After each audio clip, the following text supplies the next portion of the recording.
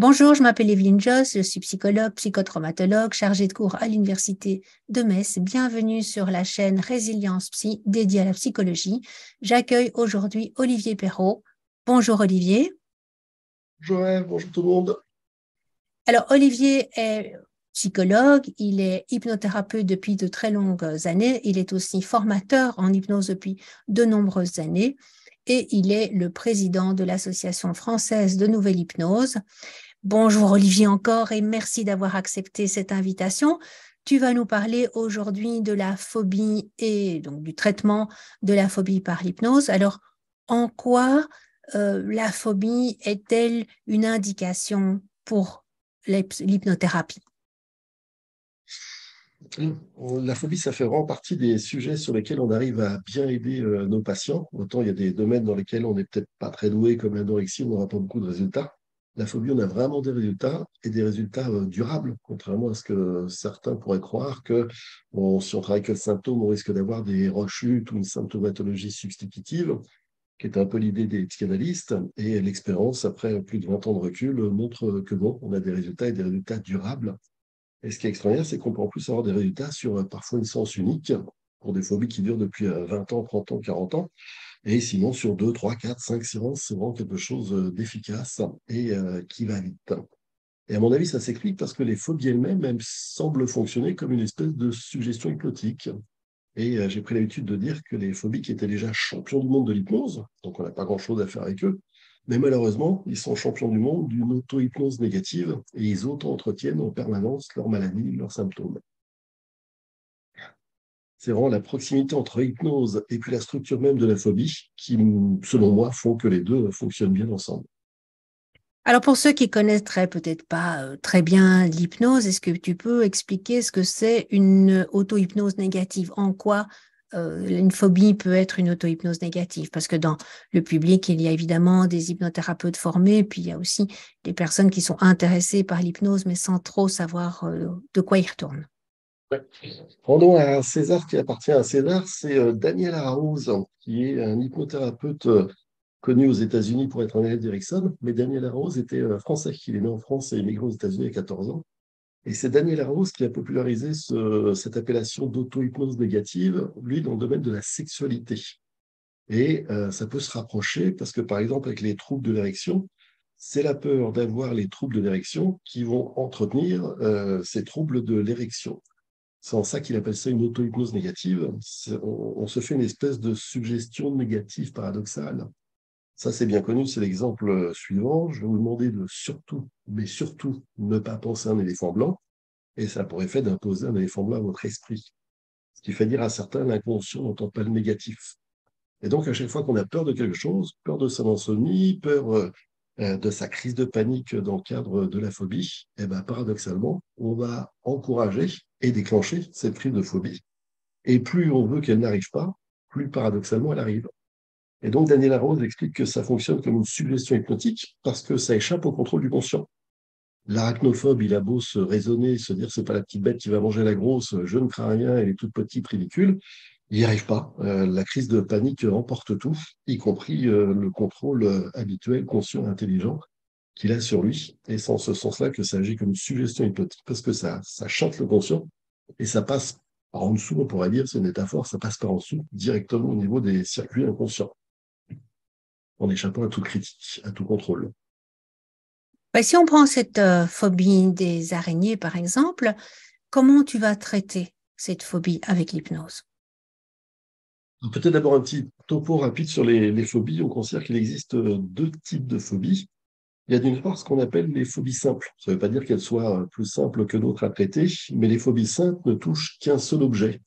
Et donc, c'est par exemple la peur de l'araignée, ou la peur des serpents, ou la peur des rats, toutes ces peurs à type d'animaux.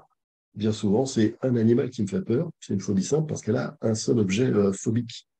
Dans les phobies simples, on pourrait aussi ranger les phobies de l'avion. Si j'ai peur que de l'avion, mais que je suis capable d'être enfermé dans un ascenseur, alors ça reste une phobie simple. Le vertige, l'acrophobie peut aussi être une phobie simple. À l'opposé de ça, ou plutôt à côté de ça, on va trouver ce qu'on appelle les phobies situationnelles. Et les plus connues, c'est l'agoraphobie et la claustrophobie. Ils sont des attaques de panique, des phobies qui vont pouvoir se déclencher dans différentes situations. Le claustrophobe, il n'ira pas dans une grotte, il n'ira pas dans une cave, il n'ira pas dans un ascenseur, il n'ira peut-être pas dans l'avion une fois que les portes sont fermées. Il ne montera pas à l'arrière d'une voiture si c'est un coupé qui n'a que deux portes et qui se sent enfermé, qui ne peut pas sortir à sa guise. Peut-être qu'il n'ira pas au restaurant, peut-être qu'il n'ira pas au cinéma. Donc voilà, phobie situationnelle, parce que celles-ci, elles vont faire tache d'huile et contaminer de plus en plus de situations. Pour les phobies simples comme pour les phobies situationnelles, la toute première stratégie qui était développée, c'est ce qu'on appelle l'exposition progressive. Alors, si je reviens à l'exemple de l'araignée qui est ta question, l'exposition progressive, on va partir d'un dessin d'araignée. Et puis, il y a des patients qui sont tellement phobiques que même un dessin dans un livre pour enfants, ça leur est insupportable. Ils se mettent à pleurer, il faut refermer le livre, ils le jettent loin d'eux, ils sont incapables de supporter un dessin. On va d'abord apprendre à supporter le dessin. Et c'est là que l'hypnose, la relaxation vont être utiles. Parce qu'on va apprendre aux patients à se relaxer, à faire son auto-hypnose, qu'on pourrait voir comme une espèce d'auto-relaxation, là pour des cas simples comme ça. Et donc, bah, il va réussir à se calmer et à garder son contrôle face au dessin. Puis une fois qu'il est capable de gérer un dessin d'araignée, bah, ça sera la photo d'araignée. Et puis peut-être après une vidéo d'araignée. Et puis peut-être après, on pourra passer, par exemple, dans mon cabinet, là, je suis dans mon cabinet, j'ai une boîte à malice où j'ai des cadavres d'araignées, j'ai gardé des araignées mortes.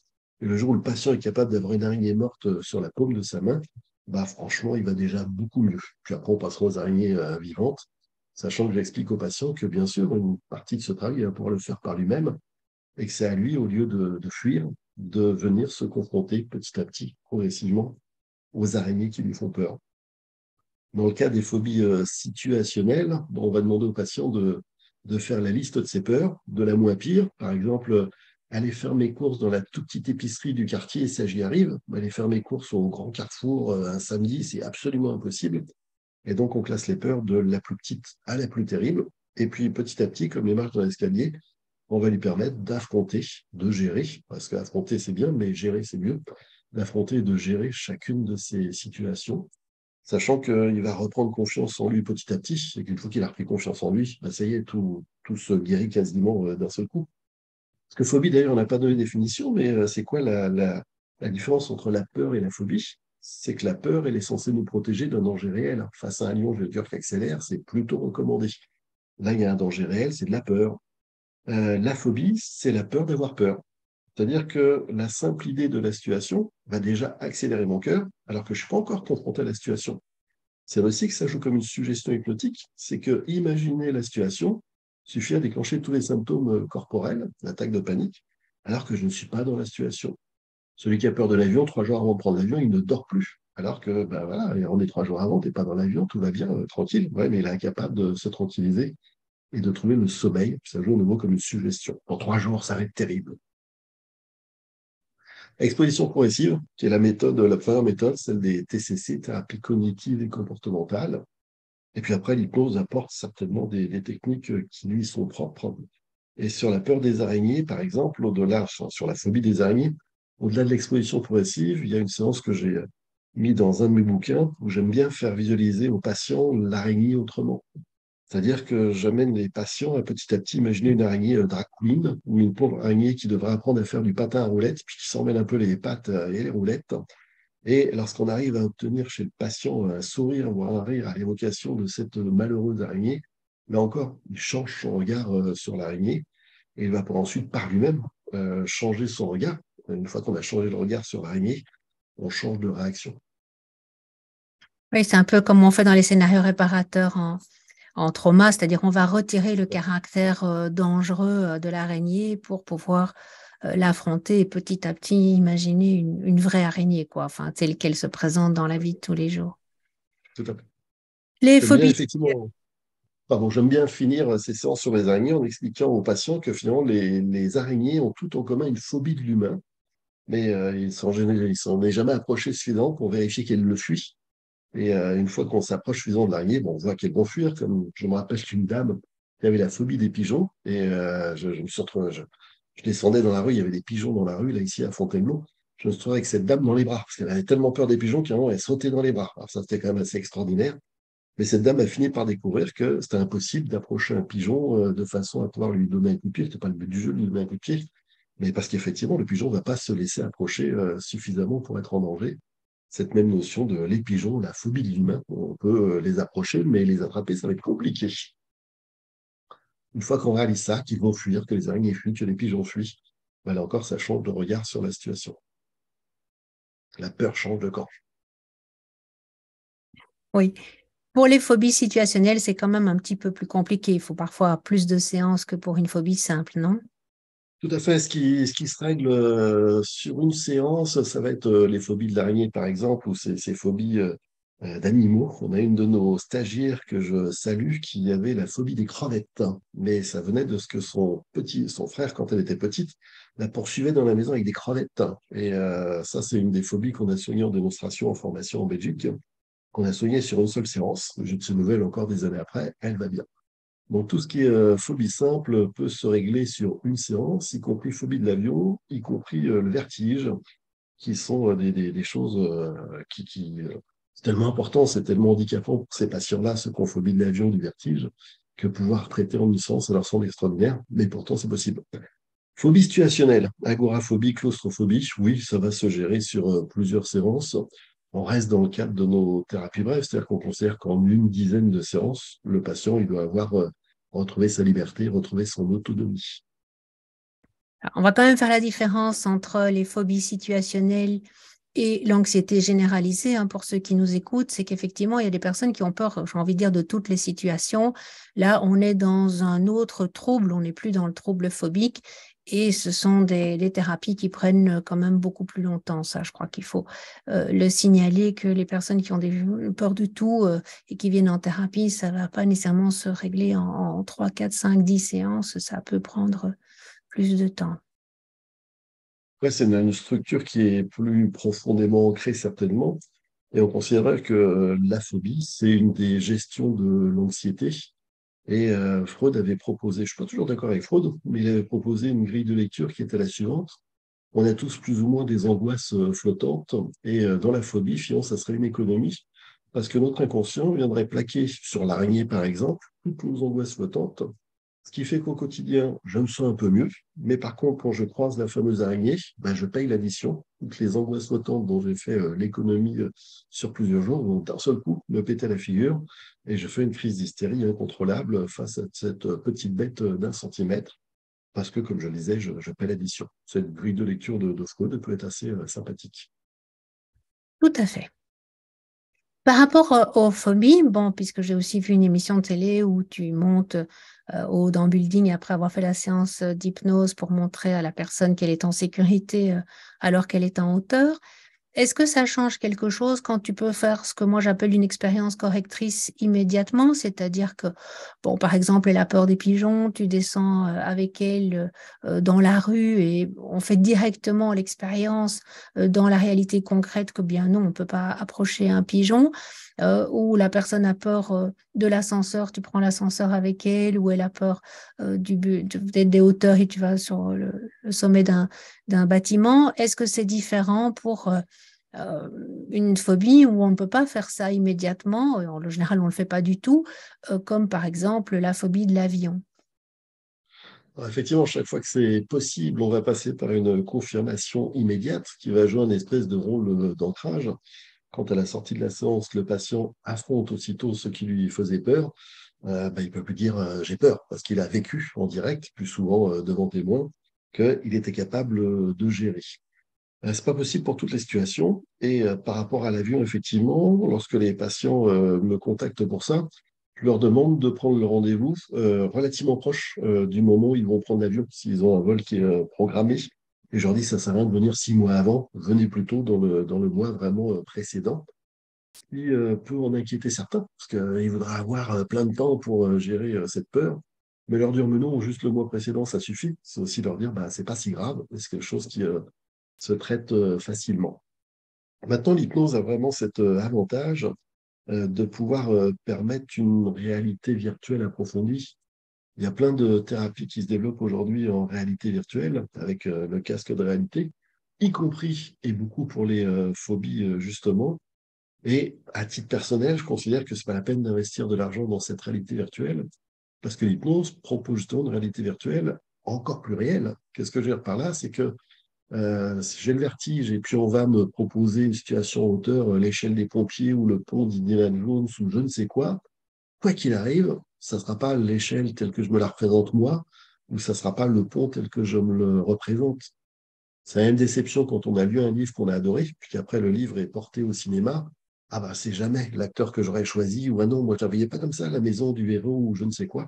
Mon imaginaire en lisant le livre a projeté d'autres images. Et la réalité virtuelle, aussi bien foutue soit-elle, bah, c'est une image unique qui est proposée à tout le monde et c'est le même pont pour tout le monde, etc., etc. Là où l'hypnose, c'est vraiment le patient qui fabrique son image. Et quand je lui dis vous êtes dans l'avion, eh ben, il visualise son avion à lui, et puis il visualise s'il est à l'avant, à l'arrière, au milieu, près du hublot, pas près du hublot, etc. Il se met tout de suite dans sa situation.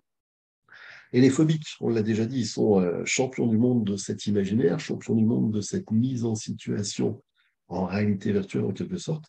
Ce qui fait que je crois qu'avec eux, même si on n'a pas la possibilité de se confronter directement au réel parce que leur peur ou la situation ne le permet pas, je n'ai pas un 747 à disposition, bah, ils sont tellement doués pour l'hypnose qu'ils vont faire cette réalité virtuelle encore mieux que le casque de réalité virtuelle ne le ferait. Et que s'ils arrivent à se voir sereins dans l'avion ou sereins même dans la salle d'attente, dans la salle d'embarquement de l'aéroport, bah déjà, on a réglé plus que la moitié du problème. Oui, souvent les gens disent oui, mais bon, ici, je suis dans votre cabinet, mais quand je vais vraiment être dans l'avion, à quoi moi je réponds? Mais quand on a commencé la séance, quand on a commencé la thérapie, rien que l'idée de l'avion, vous aviez le cœur qui battait très vite. Dès qu'on commençait la séance d'hypnose et que vous vous imaginiez, même sur le trajet de l'aéroport, vous aviez le cœur qui battait très vite, la respiration qui s'accélérait. Maintenant, vous pouvez y penser tranquillement, hein, parce que parfois les gens nous disent ça. Oui, mais quand je serai dans la situation réelle, oui, mais enfin là, vous avez pu voir la différence déjà en thérapie de la Ah, modification de réaction, quoi. le constat que je peux avoir, c'est que le patient phobique, quand on lui dit pendant l'hypnose, maintenant vous êtes dans l'avion, bah, il va pleurer, il va crier, il va avoir le cœur qui accélère, il a vraiment toutes ces constantes qui bougent, ce qui pourrait lui dire après, bah, peut-être qu'on n'est que dans mon cabinet. Mais quand je vous ai dit tout à l'heure, on est dans l'avion, vous avez une vraie crise de panique et des vraies larmes, et ce n'était pas des larmes pour de fausses. Donc si maintenant vous êtes capable d'être serein alors qu'on évoque la même situation, c'est vraiment que votre inconscient a fait un travail, c'est vraiment que ça a bougé. Et je Qu'est-ce que tu auras encore envie de dire sur les phobies, sur le traitement des phobies? D'une manière générale, hein, la phobie, c'est vraiment quelque chose qui peut handicaper la vie de façon profonde. Il y a un livre sur le sujet qui s'appelle Une prison sans barreaux. Parce que tu as des gens qui finissent par rester dans les phobies situationnelles, qui finissent par rester enfermés chez eux. Et je me rappelle d'un patient il y a une vingtaine d'années. À l'époque, j'avais du temps beaucoup plus que maintenant. Et c'est parti de ces gens qui sortaient plus de chez eux et ils vivaient à la campagne, à une vingtaine de kilomètres de Fontainebleau, là. Et ses parents m'avaient appelé en disant, bon, on cherche un psychologue qui accepte de se déplacer à domicile, parce que notre fils, il ne peut plus sortir de chez lui, et donc on est bien, bien embêtés. À l'époque, il y avait pas, il y a 20 ans, Internet n'était pas développé comme maintenant, on n'avait pas les visios comme on est en train de faire. Et puis, bah, comme j'avais du temps, j'ai accepté de me déplacer au domicile de ce patient. Et là, effectivement, ça a vraiment été aussi cette exposition progressive, parce que la première étape, ça a été de pouvoir laisser la porte de chez lui ouverte, parce que juste la porte ouverte, ça m'angoissait. La deuxième étape, ça a été de sortir un pied sur le paillasson. La troisième étape, ça peut faire rigoler, mais ça a été de mettre deux pieds sur le paillasson. Et le jour où il a été sur le paillasson, ça faisait 2 ans qu'il n'était pas du tout, du tout, du tout sorti de chez lui, parce que ses parents lui faisaient les courses, ses parents lui amenaient tout à domicile, puisque sans ça, les parents disaient qu'il se serait laissé mourir de faim. Donc la phobie peut vraiment aller très, très, très loin. Et ce monsieur-là, je le croise encore aujourd'hui, et vraiment, avec lui, on a fait un parcours alors plus long à l'époque, un parcours sur 1 an quasiment. Je vais aller une fois par mois, donc je fais aussi une dizaine de séances, tu me diras. Et ce monsieur-là m'a appris quelque chose, hein, les patients phobiques nous apprennent vraiment des choses sur leur fonctionnement. Parce que quand on arrive à l'étape de reprendre la voiture, à l'époque j'avais vraiment du temps, donc je faisais comportementaliste à l'ancienne, mais en étant dans la situation avec eux. Et donc quand il a fallu reprendre la voiture, j'étais passager à côté de lui. Et quand on arrive à un premier feu rouge, parce que lui, il habitait à la campagne, il n'y avait pas de feu rouge, il n'y avait pas de choses comme ça, mais au fur et à mesure, on agrandit notre rayon d'action, donc on arrive en ville. Quand on arrive au premier feu rouge, le feu est rouge, donc on s'arrête, mais il ouvre sa porte et il sort un pied dehors. Et je le regarde et je n'ai pas compris tout de suite ce qu'il faisait. Arrivé au deuxième feu rouge, il refait exactement la même chose. Et donc, j'ai dit, qu'est-ce que tu fous? On se tutoyait à force. Et il m'explique que, en fait, quand il arrête au feu rouge, il ne peut pas avancer. Il est obligé d'attendre que le feu soit vert. Donc, il se sent prisonnier parce que c'est pas lui qui décide du moment où il va pouvoir rouler. Et puis que si un camion ou une voiture, peu importe, vient se garer derrière lui, il se sent encore plus prisonnier parce qu'il ne peut même plus repartir et faire marche arrière pour fuir. Et que si une voiture vient se garer à côté, il se sent encore plus prisonnier parce qu'il ne peut même plus partir sur le côté. Et le phobique, c'est vraiment ça. À chaque fois qu'il se sent prisonnier, il panique. Le phobique, il a toujours besoin d'avoir une issue de secours. Et donc, lui, quand il ouvre la porte de la voiture et que physiquement, il sort un pied en dehors de la voiture, il se dit, si jamais je fais ma crise de panique, je peux fuir. Et il le vérifie que la portière n'est pas bloquée. Et vraiment, avec cette histoire-là, on a le résumé de toute la logique des phobies situationnelles. Ils ont besoin d'avoir toujours un plan B, d'avoir toujours une issue de secours. Et quand ils ne perçoivent plus cette issue de secours, c'est là que la panique les prend. Et si un jour tu vas aux toilettes et que la porte des toilettes n'est pas fermée, c'est probablement quelqu'un qui est phobique et qui a peur de rester enfermé dans la toilette et qui du coup préfère risquer de se faire surprendre de cette façon-là, mais garder la porte ouverte pour ne pas rester coincé. Les phobiques, je les appelle Spielberg, parce que c'est des gens qui se font des films à longueur de temps, et ces films, c'est oui, mais on ne sait jamais, et ils ont un talent fou pour imaginer toutes les catastrophes possibles et imaginables. Est-ce que tu as encore d'autres histoires à nous raconter comme ça de ces traitements et qui ont donné des résultats fabuleux? Ah, sur les patients phobiques aussi, ce que j'aime bien déployer, et ça mériterait qu'on fasse plus de recherches sur le sujet, c'est autant j'ai pu dire une des thérapies les plus répandues, c'est l'exposition progressive, mais dans deux cas précis qui sont le vertige et la phobie de l'avion. Et c'est la vidéo que tu as vue, hein, c'est ce que j'avais proposé aux patients. C'était une émission avec M6. On avait emmené un patient qui avait cette peur du vide et on avait reproduit quelque chose que Mesmer avait fait lui-même dans une émission. Parce qu'ici, dans mon cabinet, il y a 5 étages et le dernier appartement, c'est un toit terrasse. Et donc, on était monté, effectivement, comme tu l'as vu, dans cette émission de télé, on était monté sur le toit terrasse avant la séance d'hypnose pour filmer les réactions du monsieur en tant que phobique. Et puis on est redescendu dans mon cabinet, on a fait la séance d'hypnose, on est remonté aussitôt sur le toit pour montrer la différence. Et là, il était capable de regarder en bas. Et il dit, mais c'est surprenant parce que là, maintenant, je ne sais plus comment je faisais pour avoir peur. Et ça, on ne l'a pas dans l'émission de télé parce que ça arrivait quelques semaines après. Mais ce même monsieur, le patient, il m'a rappelé et il m'a dit, voilà, je vous appelle quand même pour avoir votre avis parce que j'ai changé mes plans de vacances pour cet été. Et en fait, je voudrais aller faire du parapente. Est-ce que vous pensez que la phobie peut revenir? Mais non, il n'y a aucun problème, allez-y. Et donc, ce patient, qui est incapable de monter sur un escabeau, a fait du parapente l'été suivant. Mais donc, ce que je voulais en dire, c'est que paradoxalement, si l'exposition progressive, c'est ce qui est le plus répandu, pour ces deux cas-là, vertige et phobie de l'avion, je fais l'inverse. Je fais ce que je décris comme étant un millefeuille. C'est-à-dire que je vais, et sans les prévenir, je vais commencer par, dans la séance d'hypnose, les exposer à la situation la pire qui soit. Je leur ai demandé avant, que ce soit vertige ou peur de l'avion. Alors, vertige, par exemple, ce serait quoi le pire du pire pour vous? C'est quoi votre pire souvenir? Un de nos stagiaires, pareil, dans les démonstrations qu'on fait dans les formations, un de nos stagiaires lui dit, alors que j'ai peur de la hauteur, j'ai accepté de suivre mon beau-frère, mais c'était par orgueil pour une promenade en montagne, mais secrètement, il m'a emmené sur des rochers très hauts, et puis c'était très pentu. Puis en plus, il s'est mis à pleuvoir et les rochers glissaient, et là, je me suis collé contre la roche et j'arrivais pas à me retenir aux aspérités. J'avais l'impression d'avoir des doigts de Playmobil, hein. Je me rappelle de son expression, il a l'impression que ses doigts étaient tout petits et qu'il n'arrive à rien accrocher. Et ça glissait, ça glissait. Ce jour-là, je me suis vu mourir et ça, c'est vraiment mon pire souvenir. Et donc, je leur demande le pire souvenir. Pour un autre, c'est un avion de nuit quand il y a eu un orage et qu'il s'est dit là, on va mourir, ça y est, c'est sûr. Et une fois qu'on démarre la séance d'hypnose, eh ben, je vais ensuite d'un seul coup leur dire, eh ben, maintenant on est dans l'avion, ou maintenant tu es sur ton rocher, il pleut, c'est mouillé, et tu as tes petits doigts de plomb qui n'arrivent pas à accrocher.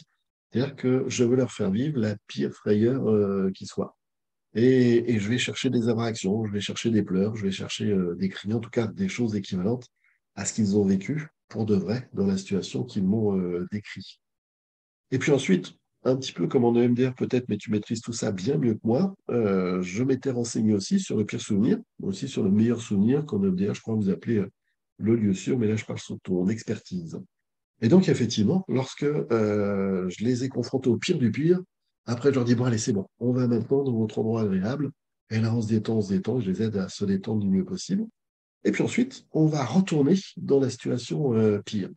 Sauf que cette fois-ci, les aberrations sont toujours plus faibles, parce que d'abord, ils sont plus pris en traître. Il n'y a plus l'effet de surprise. La première fois, ils ne savaient pas que j'allais les plonger dedans. Et donc, deuxième fois, la réaction est toujours moins forte. Et puis en plus, on passe en prescription du symptôme. Aujourd'hui, bah maintenant, je vais vous demander de retrouver le même niveau de peur que tout à l'heure, parce que là, vous avez moins peur, on ne peut pas avancer si vous avez moins peur. Il faut avoir aussi peur que tout à l'heure pour que ce soit efficace. Donc, une approche paradoxale, chère à l'hypnose, chère à Erickson. Et donc, je l'appelle ça millefeuille, puisqu'on fait comme ça 3 allers-retours entre la situation traumatisante, un traumatisme, hein, parce que tu as des gens qui ont des phobies sans jamais avoir été con. Tu as des gens qui ont peur des chiens sans jamais avoir été mordus par un chien, etc. Au passage, petite parenthèse, il s'agit aussi de faire cette différence. Est-ce qu'on est dans du post-traumatique? Les gens ont peur, mais parce que vraiment, ils ont failli se noyer, ou ils ont un avion avec l'hôtesse qui a paniqué, ou il y a des situations comme ça, ou alors ils n'ont jamais rien vécu de spécial. Et ça sera deux traitements différents. Mais là, donc, effectivement, cette histoire de millefeuille, c'est je t'expose au pire du pire, et puis on va dans ton endroit agréable, et puis on revient au pire du pire, mais en prescrivant les symptômes, ce qui fait qu'ils ont plus de mal à monter, on retourne dans l'endroit agréable, et on va faire un troisième aller-retour. Donc, il y a 3 couches de dur, 3 couches de tendre, et sur cette stratégie que j'appelle millefeuille, la plupart des phobies de l'avion vont céder sur une seule séance. Et les vertiges aussi. Anecdote, j'en ai mis qui reviennent au fur et à mesure, mais encore une patiente ici, là, dans la région de Fontainebleau, qui avait le vertige. On a fait ce millefeuille en une seule séance. C'est filmé, c'est une démonstration que je montre de temps en temps en formation. Et cette patiente, je la croise toujours dans Fontainebleau, on est maintenant 12 ans après. Et entre-temps, elle a divorcé. C'est quoi qui est important qu'elle a divorcé? C'est qu'elle a dû se reloger. Et quand elle s'est relogée, elle est passée d'une maison à la campagne à un appartement au 14e étage. Et maintenant, son plus grand plaisir, c'est de prendre son petit déjeuner sur son balcon au 14e étage. Alors que pareil, elle fait partie de ces gens qui étaient incapables de monter sur une table ou sur une chaise, changer une ampoule, c'était juste impossible. Et maintenant, elle fait de la varap. La dernière fois que je l'ai croisée, elle m'a appris ça. Elle fait de la varap et elle a pu tomber de rochers, parce qu'elle s'est fait des bleus, des choses comme ça, faire des chutes, je crois, assez importantes, sans que la phobie ne revienne. Et ça, c'est quand même des exemples extraordinaires. Oui, ton histoire me rappelle aussi une stagiaire avec qui on avait fait une démo. Elle avait la phobie de la voiture. Et donc, on a travaillé là-dessus. Et en fait, après, non seulement elle n'avait plus du tout peur de la voiture, mais elle a annoncé à sa mère qu'elle partait faire le tour du monde avec son compagnon. J'ai revu sa mère quelque temps après et sa fille était à ce moment-là en France. Et elle me dit, j'espérais qu'elle reste, mais non, elle repart pour son tour du monde, c'est-à-dire qu'elle avait juste fait une petite étape. Et donc, c'est important aussi parce que c'est de dire que quand on soigne une phobie, on peut aussi retrouver de la confiance en soi. Et cette confiance en soi, ben, quand on se dit, ben, j'ai réussi à dépasser cette peur-là, pourquoi ne pourrais-je pas dépasser d'autres peurs? C'est-à-dire, ça redonne beaucoup de liberté aussi dans d'autres champs de la vie, je trouve, de la personne. Tout à fait, parce que phobie situationnelle, comme je disais tout à l'heure, ça fait tache d'huile, c'est-à-dire qu'il y a de plus en plus de situations qui sont contaminées par la phobie. Mais à l'inverse, c'est la liberté qui fait tache d'huile. Et les gens vont être capables de faire de plus en plus de choses, ils prennent confiance en eux. Et peut-être aussi autre chose derrière, il y a une phrase qui m'a perturbé la première fois que je l'ai entendue, parce que je la trouvais très bête et fiante, je la trouve maintenant très intelligente avec le recul. C'est la phrase qui dit: On a toujours le plus peur de ce que l'on désire le plus. Et ta patiente me fait vraiment penser à ça. Peut-être qu'au fond d'elle, elle avait ce désir profond de liberté, de faire le tour du monde, ou d'échapper à sa mère, j'en sais rien, etc., etc.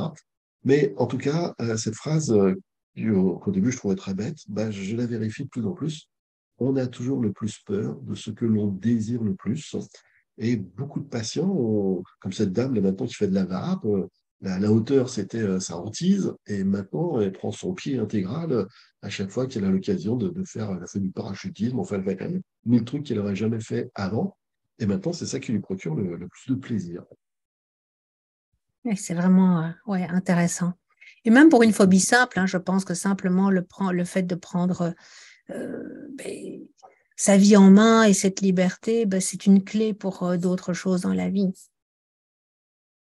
Si on a encore un tout petit peu de temps, je pense que peut-être aussi une grille de lecture que j'aime bien avoir, c'est que tous les phobiques sont au contrôle. Et d'ailleurs, tous les animaux qui nous rendent phobiques, c'est des animaux qui ont une trajectoire un peu incontrôlable. La souris se glisse par un trou de souris, je ne vais pas la voir arriver. Le serpent se faufile partout, il glisse sans bruit, je ne vais pas le voir arriver. L'araignée, elle peut tisser un fil et me descendre dans le dos, je ne vais pas la voir arriver.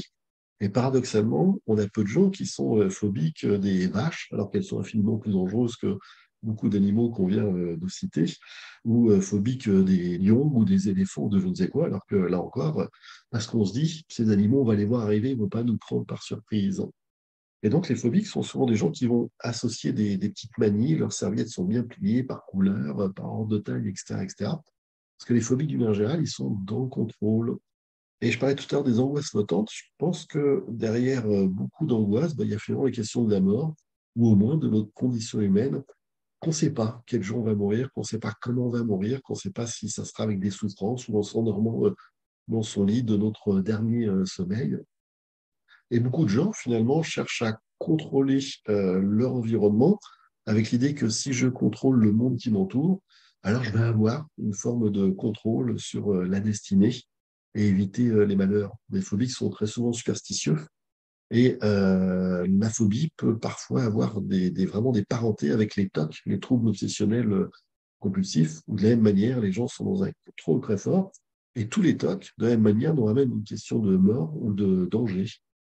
Si je me lève les mains 50 fois, c'est que j'ai peur d'une maladie mortelle. Je vérifie que les portes sont fermées. J'ai peur de me faire agresser. Je vais vérifier que je n'ai pas laissé de prise ou d'appareil branché parce que j'ai peur de l'incendie. Je vous mets au défi de trouver un seul TOC qui ne parle pas aussitôt de danger de mort imminente. Et peut-être vous allez dire, bah si, moi je connais quelqu'un, il doit trouver des multiples de 7. Tant qu'il n'a pas trouvé un multiple de 7, il ne peut pas démarrer la journée. Bah oui, mais celui qui va compter les carreaux ou je ne sais quoi pour trouver un multiple de 7, là encore, c'est un petit peu comme un superstitieux. Si j'arrive à trouver un multiple de 7, alors il n'arrivera pas de malheur aujourd'hui. Donc, TOC comme phobie, c'est vraiment des maladies dont le geyser, le volcan sous-jacent, c'est cette question de l'angoisse. Et je pense que la question de la mort est la racine de toutes les angoisses. Ce qui m'avait fait mettre aussi un chapitre dans mon bouquin, Platon ou Prozac. Je pense que si on arrive à trouver une philosophie de la mort, une philosophie de la vie, eh ben, on va échapper à la phobie. Parce que si on est dans une forme d'acceptation de notre condition humaine, alors on a moins toutes ces angoisses du quotidien. Oui, donc parce que tu es aussi l'auteur d'un ouvrage qui s'appelle Le charlatan éthique, que tu as publié sur Amazon. Et donc, on mettra à la couverture et en vignette, on mettra le lien vers Amazon pour pouvoir se procurer ce livre qui est le fruit finalement de toute ton expérience d'hypnose qui remonte maintenant à quelques années, hein. Rappelle-nous combien de temps tu Plus de 30 pratiques. ans. Le sous-titre du bouquin, c'est 30 ans d'hypnose. Parce que je démarrais précisément en mai 1992, 92 pour nos amis belges qui nous écoutent. Donc ça fait maintenant 31 ans, puisqu'on est maintenant en 2023. Donc ça fait 31 ans que j'ai appris l'hypnose. Et mon cabinet, ça fait plus de 25 ans maintenant qu'il est ouvert. Donc on va dire trois décennies d'hypnose et d'expérience. Oui, c'est un très beau parcours et ton école marche très bien aussi. Est-ce que tu peux nous dire un mot de cette école? Oui, bah donc l'Association française de nouvelle hypnose, la FNH, elle a été créée par Jean Godin. Jean Godin, c'est le médecin qui a introduit l'hypnose ericksonienne en France, l'hypnose médicale et thérapeutique en France, il y a maintenant une quarantaine d'années.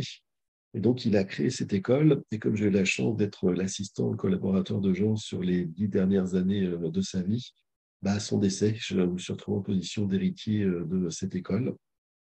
Elle était présente à l'époque uniquement à Paris.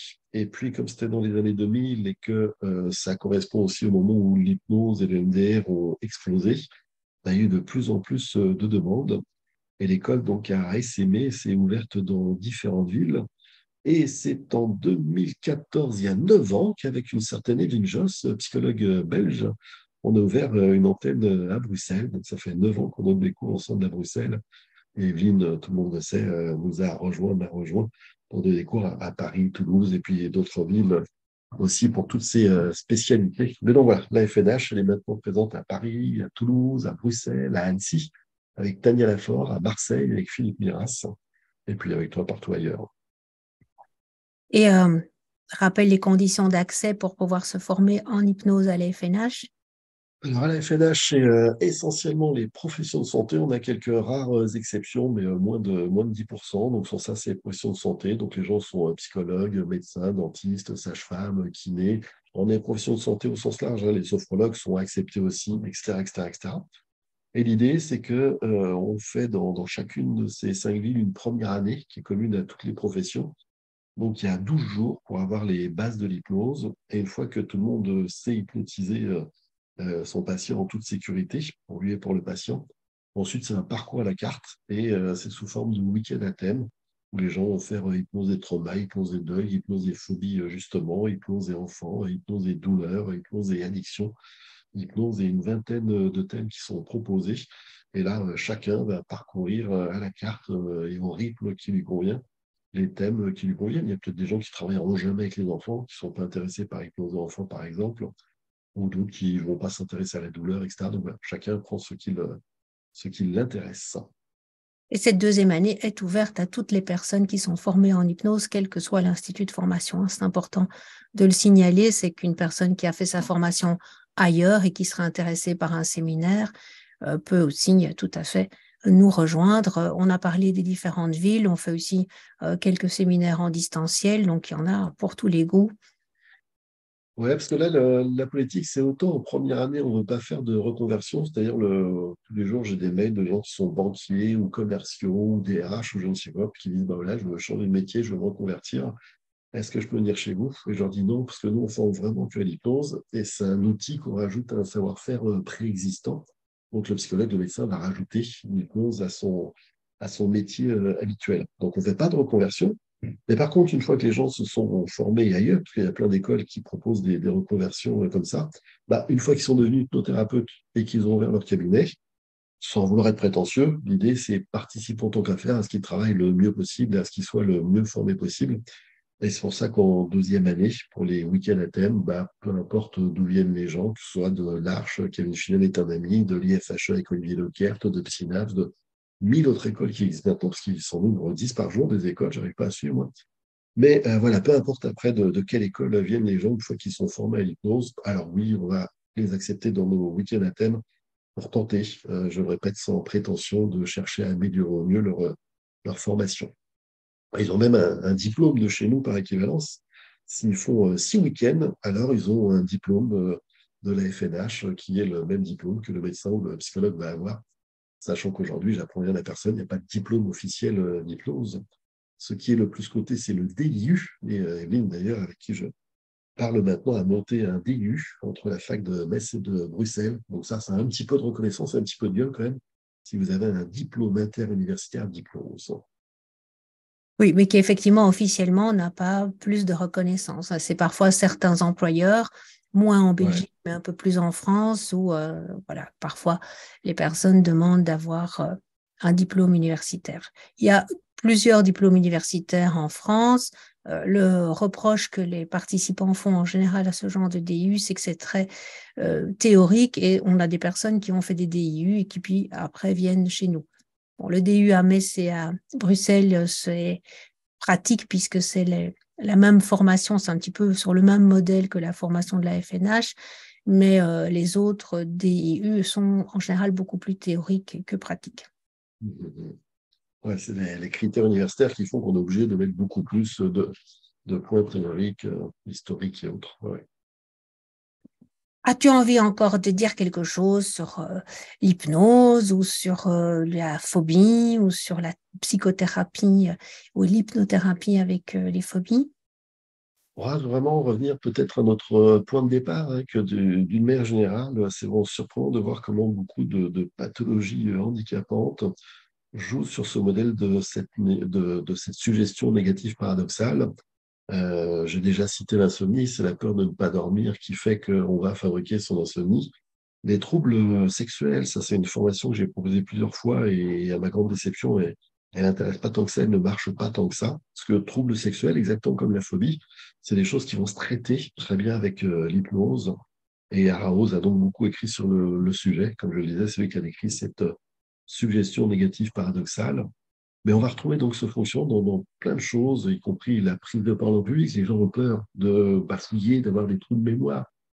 tous les gens qui ont une angoisse de performance, le musicien qui va devoir passer une audition, l'étudiant qui va devoir présenter sa thèse, ou simplement celui qui est un petit peu gêné pour passer le permis de conduire, présenter un exposé au tableau ou je ne sais quoi.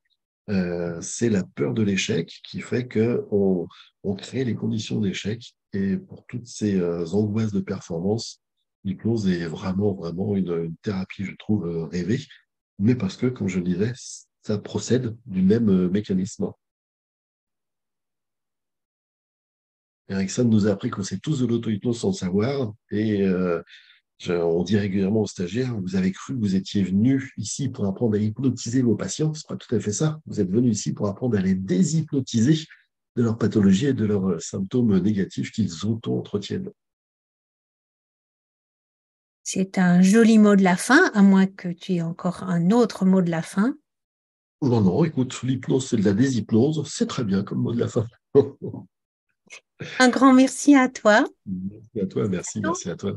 À bientôt.